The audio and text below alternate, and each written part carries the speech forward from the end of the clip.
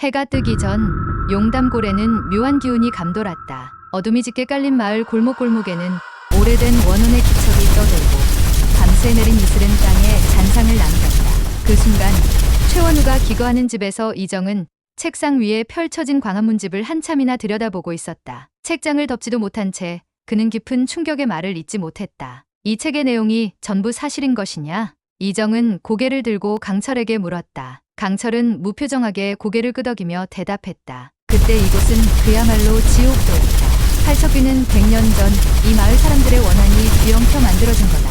같은 시각 궁에서는 방울 소리가 울렸다. 가섭스님이 급히 고개를 들며 중얼거렸다. 원자 마마 처소다. 곧바로 시종들이 달려가 원자의 처소 문을 열었고 어린 원자는 방 안구석에서 두 손으로 머리를 감싼 채 울고 있었다. 그는 몸을 부들부들 떨며 벽을 향해 고개를 젖혔다. 아무것도 없는 허공을 향해 손을 뻗던 원자는 공포에 질린 목소리로 중얼거렸다. 그 괴물이 또 왔어요.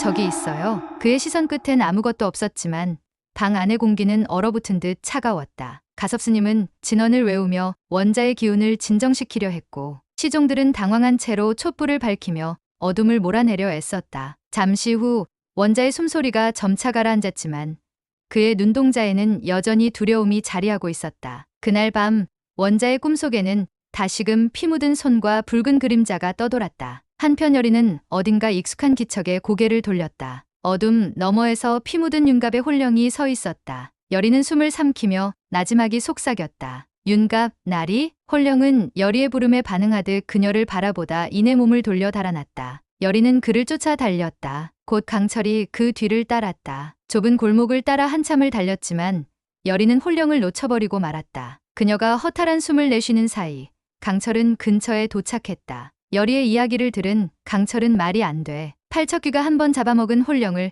그렇게 쉽게 풀어줄 리가 없어. 여리는 고개를 젖히며 불안한 목소리로 되물었다. 일부러? 대체 왜? 시간이 조금 흐르고 다시 여리는 거리 한복판에서 윤갑의 홀령과 마주친다. 이번에는 더 가까웠고 그의 눈엔 고통과 분노가 뒤엉켜 있었다. 그는 손을 내밀며 낮게 읊조렸다. 다 빼앗겼다 몸도 어머니도 여리까지 다 내가 가져갔어. 그 목소리에 여리는 눈을 크게 떴고 그 장면을 멀리서 지켜보던 풍사는 음흉한 웃음을 터뜨렸다. 그래, 그렇게 원한이 차오르거라. 그래야 재물이 되는 게지. 잠시 뒤 풍사는 다른 이와 은밀히 만난 자리에서 낮은 목소리로 말했다. 검서관 윤갑놈만 끌어내주시면 돼요. 풍사는 누군가의 조종에 의해 움직이는 듯 복잡한 계략을 준비하고 있었다. 그리고 모든 건 아주 자연스럽게 시작됐다. 예조판서 안석주는 궁에서 강철을 따로 불렀다. 그는 상석에 앉은 채 부드러운 어조로 말을 건넸다. 전하께 보고드릴 아주 중요한 일이 있습니다. 따로 드릴 말씀이 있으니 잠시 시간을 내주실 수 있겠습니까?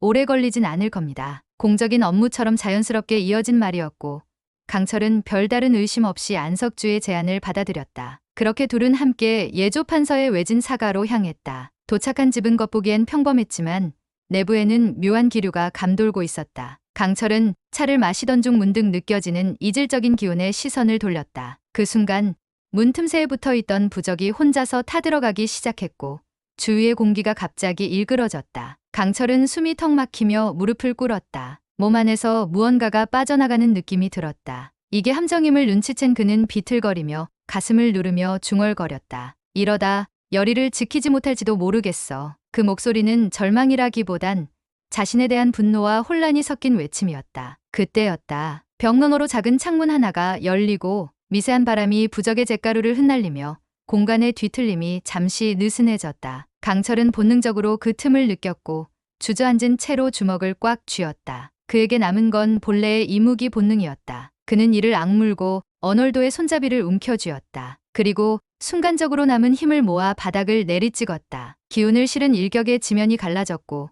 그 충격으로 방 안의 결계가 순간적으로 흔들렸다. 강철은 그 틈을 놓치지 않고 몸을 던져 벽을 부수며 탈출했다. 밖은 이미 해가 저물고 있었다. 강철은 정신을 가다듬고 한동안 폐허 같은 골목을 달렸다. 숨이 턱에 차오를 무렵 그는 붉은 기운이 하늘 위로 솟아오르는 걸 보았다. 윤갑 그는 곧장 그 기운을 향해 달려갔다. 붉은 안개가 피어오르는 마을 한복판. 여리가 위태롭게 홀령 앞에 서 있었고 윤갑의 영혼은 눈이 뒤집힌 채 분노에 휩싸여 있었다. 한 손을 들어 붉은 파장을 만들어내는 윤갑. 그것이 열이를 향해 내리치려던 찰나였다. 강철은 땅을 박차고 뛰어들었다. 언얼도를 꺼내들며 허공을 가로질러 외쳤다. 그만둬, 윤갑. 언얼도는 붉은 파장을 정통으로 가르며 한가운데를 베어냈다. 파장이 갈라지며 붉은 기운이 일순간 멈칫했고 윤갑의 영혼이 뒤로 밀려났다. 홀령은 괴성을 내지르며 강철을 노려보았다.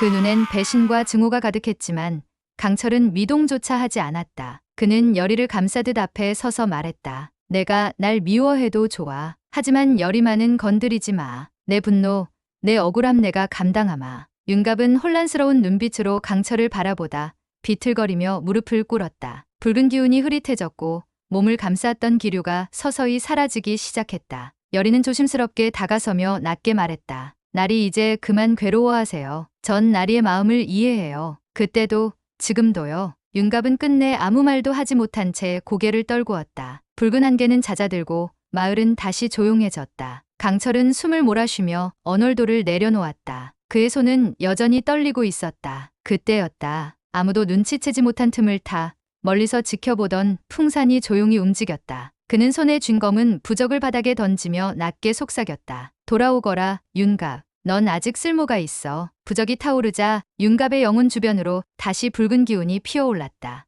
영혼은 일순간 고개를 들어 열이와 강철을 바라보았지만 금세 그 몸이 서서히 반투명하게 변하며 붉은 기운 속으로 빨려 들어갔다. 열이가 놀라서 손을 뻗었지만 이미 늦었다. 윤갑의 홀령은 바람에 흩어지듯 사라졌고 그 자리에 검은 재 한 조각만이 남았다. 강철은 이를 악물며 다시 주먹을 불끈 쥐었다. 풍산 결국 내 짓이었군. 붉은 기운이 모두 사라진 마을 한복판. 열이는 바닥에 남겨진 검은 재를 가만히 바라보다가 무언가를 떠올린 듯 입을 열었다. 강철아, 팔척귀에게서 야광주만 되찾는다면 비비는 다시 돌아올 수 있을 것 같아. 강철은 놀란 듯 그녀를 바라보았다.